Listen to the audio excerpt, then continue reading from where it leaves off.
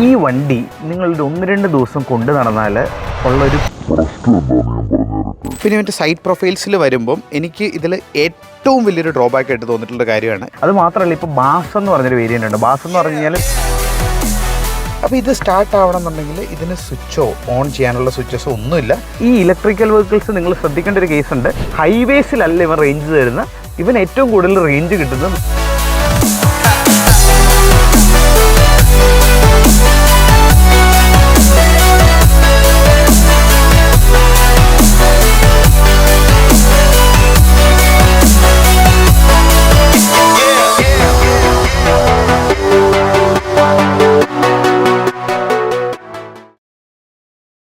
കഴിഞ്ഞ ഒരു 3-4 മാസമായിട്ട് നമ്മുടെ എം ജിയുടെ കോമറ്റ് നമ്മുടെ കയ്യിൽ ലോങ് ടേം വർക്കിലായിട്ട് എം ജി നമുക്ക് തന്നിട്ടുണ്ടായിരുന്നു. അപ്പോൾ ഇതിൽ ഞാൻ നിങ്ങളുടെ അടുത്ത് 1-2 തവണയൊക്കെ ഇതിൻ്റെ റിവ്യൂസും കാര്യങ്ങളൊക്കെ ചെയ്തിട്ടാണ്. പക്ഷേ ഇത്രയും കാലം ഈ വണ്ടി യൂസ് ചെയ്തപ്പം എനിക്ക് നിങ്ങളുടെ അടുത്ത് പറയേണ്ട കുറച്ച് കാര്യങ്ങളുണ്ട്. അത് പറയുന്നതിന് വേണ്ടിയിട്ടാണ് നമ്മൾ ഇന്ന് ഇങ്ങനെയൊരു റിവ്യൂ ചെയ്യുന്നത്. അപ്പോൾ എല്ലാവർക്കും ഡോക്ടർ ഡ്രൈവിൻ്റെ പുതിയൊരു വീഡിയോയിലേക്ക് സ്വാഗതം. അപ്പോൾ ഇതിൽ ഞാൻ നിങ്ങളുടെ അടുത്ത് വേറെ ഫ്രണ്ടിലത്തെ ഡിസൈൻ ലാംഗ്വേജ് ഒന്നും കൂടുതൽ പറയേണ്ട കാര്യമില്ലെന്ന് ഞാൻ വിശ്വസിക്കുന്നു. ഇത് ശരിക്കും പറഞ്ഞാൽ 3 വേരിയൻസ് അല്ലെങ്കിൽ 4 വേരിയൻസിൽ അവൈലബിൾ ആണ്. ഇപ്പോൾ ഇത് നമുക്കൊരു സ്പെഷ്യൽ ഒരു ബാസ് എന്ന് പറഞ്ഞൊരു മോഡൽ നിങ്ങൾക്ക് മേടിക്കാൻ പറ്റും. അതെന്തെന്നുള്ള ഞാൻ പറഞ്ഞുതരാം. ഇത് അവൻ്റെ ടോപ്പല്ല, അതിൻ്റെ സെക്കൻഡ് വേരിയൻ്റ് ആണ് വരുന്നത്. ഈ വേരിയൻറ്റ് വന്നു കഴിയുമ്പോഴത്തേക്കും ഇവിടെ LED വരുന്നുണ്ട്. ഫാസ്റ്റ് ചാർജർ വരുന്നില്ല. 8 ടോപ്പ് വരുമ്പോൾ ഇവന് ഫാസ്റ്റ് ചാർജർ വരുന്നുണ്ട്. ഇവിടെയാണ് ഇവൻ്റെ ഒരു ചാർജിങ് സോക്കറ്റ് വരുന്നത്. നമുക്ക് ഫ്രണ്ടിലാണ് ഇത് നമ്മൾ ചാർജ് ചെയ്യേണ്ടത്. നമ്മൾ നോർമലി ഒരു വീട്ടിൽ കുത്തിയിടുന്നതുപോലെ 7.7 7.5 kW മാത്രമേ ഇതിന് ചാർജിങ് കപ്പാസിറ്റി ഉള്ളൂ. അപ്പോൾ ഇവൻ ഫുൾ ചാർജ് ആവണമെങ്കിൽ എങ്ങനെ നോക്കിയാലും ഒരു 4 to 5 അവർ ആവുന്നുണ്ട്. പിന്നെ ഇവൻ്റെ സൈഡ് പ്രൊഫൈൽസിൽ വരുമ്പം എനിക്ക് ഇതിൽ ഏറ്റവും വലിയൊരു ഡ്രോബാക്ക് ആയിട്ട് തോന്നിയിട്ടുള്ള കാര്യമാണ് ഇതിൻ്റെ ഒരു ടയർ സൈസ് എന്ന് പറയുന്നത്. 12 ഇഞ്ചിൻ്റെ ചെറിയ ഓട്ടോയിലൊക്കെ വരുന്ന പോലത്തെ കുഞ്ഞ് ടയേഴ്സാണ്. അപ്പം അതിൻ്റെ ഒരു പ്രശ്നം എന്ന് പറഞ്ഞാൽ നമ്മളൊരു അഗ്രസീവായിട്ട് ഓടിക്കാൻ നോക്കുകയാണെന്നുണ്ടെങ്കിൽ വണ്ടിക്ക് കുറച്ച് കൺട്രോൾ ഇല്ലാത്ത പോലെ തോന്നും. പക്ഷേ ഈ വണ്ടി ശരിക്കും അഗ്രസീവായിട്ട് ഓടിക്കേണ്ടതല്ല. ഇഫ് യു ആസ്ക് മീ, ഇതൊരു ഔട്ട് ഓഫ് പ്രൊപ്പോർഷൻ ആയിട്ട് തോന്നുമെങ്കിൽ പോലും അതിൻ്റെ കോസ്റ്റ് കട്ടിങ്ങിലാണ്. നിങ്ങൾ ഒരു 12 ഇഞ്ച് കാറിൻ്റെ ടയറിൻ്റെ വില നോക്കിയാൽ മതി. നമ്മുടെ സ്കൂട്ടറിൻ്റെ ടയറിൻ്റെ വിലയെ അതിന് വരുന്നുള്ളൂ. ബാക്കിൽ വരുമ്പോഴും നമ്മൾ കണ്ട് പരിചയമുള്ള നമ്മുടെ ഒരു സിസ്റ്റം തന്നെയാണ്. ഇൻ്റർനെറ്റ് ഇൻസൈഡ് കൊടുത്തിട്ടുണ്ട്. ഇനി നമുക്ക് ഇതിനെക്കുറിച്ചിട്ടുള്ള കുറച്ച് ഡീറ്റെയിൽഡ് കാര്യങ്ങൾ പറഞ്ഞുതരാം. അപ്പോൾ അതിന് മുമ്പായിട്ട് ഇത് സ്മാർട്ട് കീ ആണ് വരുന്നത്. അതുകൊണ്ടാണ് ഞാൻ അടുത്തോട്ട് വരുമ്പോൾ ഇടയ്ക്കിടയ്ക്ക് അൺലോക്ക് ആവുന്നു, ലോക്ക് ആവുന്നു. ഇതാണ് ഇവൻ്റെ ഒരു കീ വരുന്നത്. ഇത് ഞാൻ നിങ്ങളെ കാണിച്ചു തന്നിട്ടുള്ളതാണ്. അപ്പോൾ അതുകൊണ്ട് തന്നെ നമ്മൾ അടുത്ത് വരുമ്പോഴത്തേക്കും ഇവൻ അൺലോക്ക് ആയിക്കോളും.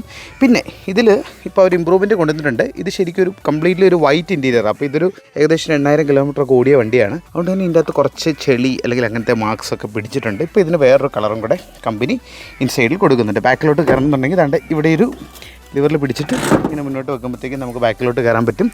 ഇതാണ് ഇതിൻ്റെ ഒരു ബാക്ക് സീറ്റ് എന്ന് പറയുന്നത്.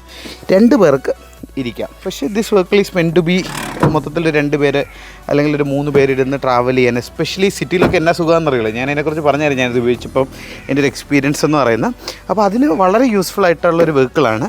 അപ്പോൾ ഇനി നമ്മൾ ചെയ്യുന്ന പോലെ നമ്മുടെ ഏറ്റവും ഇൻട്രസ്റ്റിംഗ് ആയിട്ടുള്ള, അല്ലെങ്കിൽ നിങ്ങളും ഏറ്റവും ഇവിടെ 2 കാക്ക കിടന്ന് സമ്മതിക്കുന്നില്ല റിവ്യൂ ചെയ്യാനായിട്ട്, ഒരു കയ്യബദ്ധം നാറ്റിക്കരുത്, ഏറ്റവും ഇൻട്രസ്റ്റിംഗ് ആയിട്ടുള്ള നമ്മുടെ കോക്ക്പിറ്റിലേക്ക് നമുക്ക് കയറാം. അപ്പോൾ ഇവിടെ കയറുമ്പോഴത്തേക്കും ഓൾറെഡി കീൻ്റെ പോക്കറ്റ് കിടക്കുന്നതുകൊണ്ട് തന്നെയാണ് വണ്ടി ഇങ്ങനെ നമ്മളെ വിഷ് ചെയ്ത് വന്നിരിക്കുന്നത്. അപ്പോൾ ഇത് സ്റ്റാർട്ട് ആവണമെന്നുണ്ടെങ്കിൽ ഇതിന് സ്വിച്ചോ ഓൺ ചെയ്യാനുള്ള സ്വിച്ചസോ ഒന്നുമില്ല.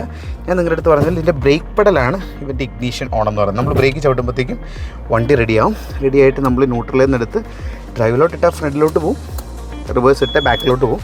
പിന്നെ ഇതിന് 3 മോഡ്സ് ഉണ്ട്. നമുക്കൊരു സ്പോർട്സ് മോഡ് വരുന്നുണ്ട്, ഒരു എക്കോ മോഡ് വരുന്നുണ്ട്, നോർമൽ മോഡ് വരുന്നത്. അതനുസരിച്ച് റേഞ്ചും വേരി ആവുന്നുണ്ട്. അത് ഞാൻ നിങ്ങളുടെ അടുത്ത് പറഞ്ഞുതരാം. ഈ വണ്ടി നിങ്ങളൊരു 1-2 ദിവസം കൊണ്ട് നടന്നാൽ ഉള്ളൊരു പ്രശ്നം എന്താണെന്ന് ഞാൻ പറഞ്ഞുതരട്ടെ. നിങ്ങൾക്കിത് മേടിക്കാൻ തോന്നും. അതാണ് പ്രോബ്ലം എന്ന് പറയുന്നത്. നമ്മുടെ ബൈജുവേട്ടൻ ഈ വണ്ടി ഒരു 3 മാസം ബൈജു നായർ കൊണ്ട് ഇതുപോലെ മീഡിയ വെഹിക്കിളായിട്ട് കൊണ്ടുപോയി. പുള്ളി അത് കഴിഞ്ഞ് കഴിയുമ്പോഴത്തെ ഒരു വെഹിക്കിൾ മേടിച്ചു.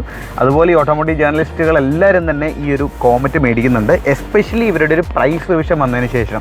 ഇപ്പോൾ ഇതിൻ്റെ ബേസ് വേരിയൻറ്റിന് 7 ലക്ഷം, 9 ലക്ഷം, 10 ലക്ഷം അങ്ങനെയാണ് പോകുന്നത്. അതായത് പണ്ട് വന്നതിനേക്കാളും ഒരു 2 ലക്ഷം രൂപ വരെ കുറച്ചിട്ടുണ്ട് കമ്പനി. അത് മാത്രമല്ല, ഇപ്പോൾ ബാസ് എന്ന് പറഞ്ഞൊരു വേരിയൻ്റ് ഉണ്ട്. ബാസ് എന്ന് പറഞ്ഞു കഴിഞ്ഞാൽ നിങ്ങൾ വണ്ടിയുടെ വില കൊടുക്കുക, ബാറ്ററി റെൻ്റ് ഔട്ട് ചെയ്യാമെന്നാണ് അവർ പറയുന്നത്. ഫോർ എക്സാമ്പിൾ നമ്മുടെ ഈ മോഡലിൻ്റെ ബേസ് വേരിയൻറ്റ് നിങ്ങൾക്ക് 4.99 lakhsന് നിങ്ങൾക്ക് മേടിക്കാൻ പറ്റും.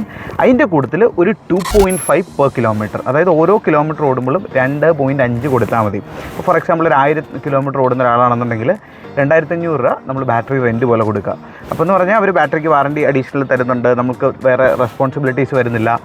കുറച്ചുകൂടി ഒരു ഹസിൽ ഫ്രീ, ഒരു ഇനിഷ്യൽ ഒത്തിരി ഇൻവെസ്റ്റ്മെൻറ്റ് ഇല്ലാതെ തന്നെ നമുക്ക് ഈ വണ്ടി സ്വന്തമാക്കാം എന്നുള്ളൊരു കോൺസെപ്റ്റാണ്. പിന്നെ ഇത് ഇത്രയും കാലം ഓടിച്ച് നടന്നതിൽ എനിക്ക് നിങ്ങളുടെ അടുത്ത് പറയാനുള്ളൊരു കാര്യം എന്താണെന്ന് പറഞ്ഞാൽ, നമുക്ക് ആദ്യമൊന്നും ഈ വെഹിക്കിൾ അത്ര ഇഷ്ടപ്പെടത്തില്ല. പക്ഷേ ഇത് ശരിക്കും ഒരു സെക്കൻഡ് കാർ അല്ലെങ്കിൽ ടൗണിൽ കൂടെ ഒക്കെ കൊണ്ടുപോകാൻ വേണ്ടിയിട്ട് എന്ത് സുഖമാണെന്ന് ചോദിച്ചു കഴിഞ്ഞാൽ, ഇപ്പോൾ ഇതൊക്കെ ഓടിച്ചുകൊണ്ട് നടന്നതിന് ശേഷം നമ്മളിടയ്ക്ക് BM എടുക്കുമ്പോൾ അല്ലെങ്കിൽ നമ്മൾ ഹാരിയർ എടുക്കുമ്പോൾ ഇറ്റ്സ് ലൈക്ക് സോ ബിഗ്. നമ്മൾ കുറച്ചും കൂടെ പണിയെടുക്കുന്ന പോലെ നമുക്ക് തോന്നും. ഇതെന്ന് പറഞ്ഞാൽ വളരെ ഹാസിൽ ഫ്രീ. ഇതിങ്ങനെ ഒറ്റ വിരലും കൊണ്ട് നമ്മൾ ഈ ഓട്ടോ ഒക്കെ കയറി പോകുന്ന പറഞ്ഞ പോലെ അല്ലെങ്കിൽ സ്കൂട്ടറൊക്കെ കയറി പോകുന്ന പറഞ്ഞ പോലെ നമുക്ക് വളരെ സിമ്പിളായിട്ട് അതിൻ്റെ ഇടയ്ക്കൂടെ ഹസിൽ ചെയ്ത് കയറാൻ പറ്റും. അത് ഭയങ്കര യൂസ്ഫുൾ ആയിട്ടുള്ളൊരു ഫീച്ചേഴ്സായിട്ട് എനിക്ക് തോന്നി. പിന്നെ ഇതിൻ്റെ റേഞ്ച് പറയാതിരിക്കാൻ മേല. ആദ്യം ഞാൻ എടുത്തപ്പോൾ എനിക്ക് ഭയങ്കര റേഞ്ച് ആങ്സൈറ്റി ഉണ്ട്. ഇതിപ്പോൾ 55% കാണിക്കുന്നത്. 110 കിലോമീറ്ററാണ് ഇവൻ്റെ റേഞ്ച് പറയുന്നത്. അപ്പോൾ ഇതിന് ഏകദേശം എൻ്റെ ഒരു ഡ്രൈവിംഗ് സ്റ്റൈൽ നിങ്ങൾക്കറിയില്ല, ഡ്രൈവിംഗ് കൾച്ചർ. അപ്പോൾ നമ്മൾ അടിച്ചു വിട്ട് പോയാൽ പോലും ഒരു 170 കിലോമീറ്റർ അഷ്യൂർഡായിട്ട് എനിക്ക് കിട്ടുന്നുണ്ട്. ഇനിയിപ്പോൾ നമ്മൾ മര്യാദയ്ക്ക് റേഞ്ച് കിട്ടുന്നതിനൊക്കെ വേണ്ടിയിട്ട് ടൗണിൽ കൂടെയൊക്കെയാണ് ഓടിക്കുന്നതെന്നുണ്ടെങ്കിൽ നമുക്കൊരു 200 അടുത്ത് കിട്ടും. പിന്നെ ഈ ഇലക്ട്രിക്കൽ വെഹിക്കിൾസ് നിങ്ങൾ ശ്രദ്ധിക്കേണ്ട ഒരു കേസുണ്ട്. ഹൈവേസിലല്ല ഇവൻ റേഞ്ച് തരുന്നത്. ഇവൻ ഏറ്റവും കൂടുതൽ റേഞ്ച് കിട്ടുന്നത് നമ്മുടെ ഈ കുഞ്ഞു വഴികൾ അല്ലെങ്കിൽ ചെറിയ റോഡ്സ്, അതായത് ഡീസൽ എഞ്ചിൻ പെട്രോൾ കാറുകൾക്ക് ഏറ്റവും സിറ്റി ഡ്രൈവ്സിലൊക്കെ ഇവന് നല്ല റേഞ്ചാണ്. ഡീസൽ കാറും പെട്രോൾ കാറിന് ഏറ്റവും മൈലേജ് കുറവുള്ള സമയത്ത് ഇവന് ആ ഒരു സെഗ്മെൻറ്റിൽ ഇവൻ കില്ലാടിയാണ്. അത് പറയാതിരിക്കാൻ മേല. ഇനി നമുക്ക് ജസ്റ്റ് ഇവൻ്റെ ഒരു ഡ്രൈവും കൂടെ പോകാം. നിങ്ങൾക്ക് ആ ഒരു എക്സ്പീരിയൻസ് ഞാൻ കാണിച്ചു തരാം. സ്പോർട്സ് മോഡും എക്കോ മോഡും അതുപോലെ തന്നെ നോർമൽ മോഡിലിട്ട് ഡ്രൈവ് ചെയ്യാം. നമുക്ക് ബ്രേക്ക് ടെസ്റ്റും കൂടെ, ഈ കുഞ്ഞ് ടയർ ആയതുകൊണ്ട് ഇവൻ നിൽക്കുമെന്നൊരു സംശയമുണ്ട്. അപ്പോൾ ആ ഒരു ബ്രേക്ക് ടെസ്റ്റും കൂടെ ഞാൻ നിങ്ങൾക്ക് കാണിച്ചു തരാം. നിങ്ങൾക്ക് ആ ഒരു കോൺഫിഡൻസ് വരട്ടെ, ലൈക്ക് എന്തുകൊണ്ടാണ് ഈ വണ്ടി എല്ലാവരും എടുക്കുന്നതല്ല, ഇത്രമാത്രം മാർക്കറ്റിൽ വരുന്നുള്ളത് ഞാൻ നിങ്ങൾക്ക് എക്സ്പീരിയൻസ് ചെയ്ത് തരാം. അപ്പോൾ നമ്മൾ ഇതിൻ്റെ ഡ്രൈവിലേക്ക് പോകുമ്പം ഞാൻ പറഞ്ഞാൽ ഇതിൻ്റെ ഏറ്റവും വലിയൊരു ഗുണം എന്ന് പറയുന്നത് ഇതുണ്ട്. നമുക്ക് വളരെ സിമ്പിളായിട്ട് ഈ സാധനത്തിനെ ഏത് കുഞ്ഞു സ്ഥലത്തൂടെയും മനൂവർ ചെയ്ത് ദാണ്ട് ഈ ഒരു രീതിയിൽ പോകാൻ പറ്റും. ആൻഡ് ഓൾസോ ഇതിന് ഹിൽ ഹോൾഡും വരുന്നുണ്ടോ നമുക്ക് ചെക്ക് ചെയ്യാം. ഹിൽ ഹോൾഡ് വരുന്നുണ്ടോ നമ്മൾ നോക്കുകയാണെങ്കിൽ ഒരു ഹില്ലിൽ കൊണ്ട് നിർത്തി കണ്ട ഹിൽ ഹോൾഡ് ഉണ്ട്. 3 സെക്കൻഡ് നേരത്തേക്ക് ഹോൾഡ് ചെയ്തു. ഇവിടെ ഒന്നുകൂടെ ട്രൈ ചെയ്യാം. ഇത്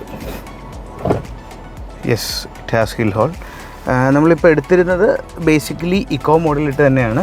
ഇതാണ് ഞാൻ പറഞ്ഞ ഒരു മനൂവറബിലിറ്റി എന്ന് പറയുന്നത്. നമുക്ക് ഈ ഒരു രീതിയിൽ കൊണ്ടുപോകാൻ പറ്റുന്നുണ്ട്. ആൻഡ് ഓൾസോ സ്റ്റിയറിങ്ങിൻ്റെ ഫീലും എന്താ ഭയങ്കര ലൈറ്റായിട്ടുള്ളൊരു ഫീലിംഗ് ആണ്. എനിക്കിത് ഞാൻ ഇത്രയും കാലം ഉപയോഗിച്ചിട്ട് എനിക്ക് ഏറ്റവും ഇഷ്ടപ്പെട്ടത് ഇവൻ്റെ ഒരു മനൂവറബിലിറ്റി തന്നെ. നമുക്ക് ഏത് സ്ഥലത്തൂടെയും കൊണ്ടുപോകാൻ പറ്റും.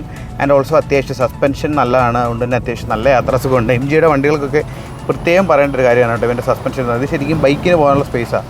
എന്നാൽ പോലും നമുക്ക് ഇതിൻ്റെ അകത്തോടെ കൊണ്ടുപോകാൻ പറ്റുന്ന രീതിയുണ്ട്. ലൈക്ക് വളരെ സിമ്പിളായിട്ട് നമുക്ക് ഈ ഒരു രീതിയിൽ ഇവന് ഈ ഒരു രീതിയിൽ ഇങ്ങനെ വളച്ചും തിരിച്ചുമൊക്കെ എടുത്തുകൊണ്ട് പോകാൻ പറ്റും.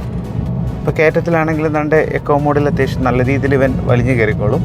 നമ്മൾ നോർമൽ അല്ലെങ്കിൽ സ്പോർട്സ് മോഡിൽ ഇട്ട് കഴിഞ്ഞ് കഴിഞ്ഞാൽ കുറച്ചുകൂടെ അഗ്രസീവായിട്ട് കയറും. ഇപ്പോൾ കാണിച്ചു കഴിഞ്ഞ് കഴിഞ്ഞാൽ അതാ പേവിങ് ബ്രിക്സിൻ്റെയാണ് സൗണ്ട് കേൾക്കുന്നത്.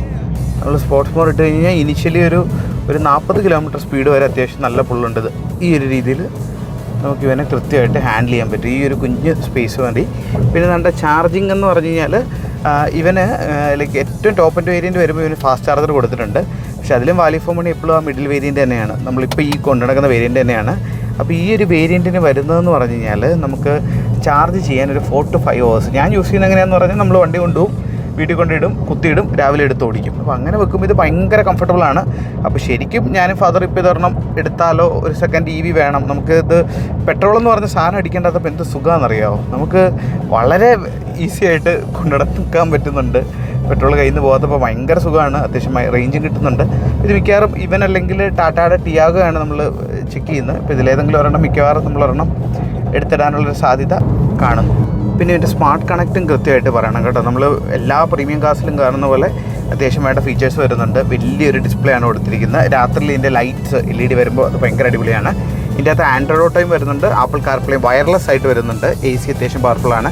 ഇവിടെ 2-3 ഹിഞ്ചസും ഒക്കെ കൊടുത്തിട്ടുണ്ട്. പിന്നെ സീറ്റ്സിന് വലിയ വീതിയൊന്നുമില്ല. ഇതിപ്പോൾ ഞാൻ ഇവരും കൂടെ കണ്ട് ഇങ്ങനെ ഇപ്പം നമ്മളൊന്ന് കൈ നിർത്തി ഇങ്ങേറ്റം തൊട്ട് അങ്ങേറ്റം വരെ നമുക്ക് എത്തും. പക്ഷേ ഇറ്റ്സ് ഗുഡ്.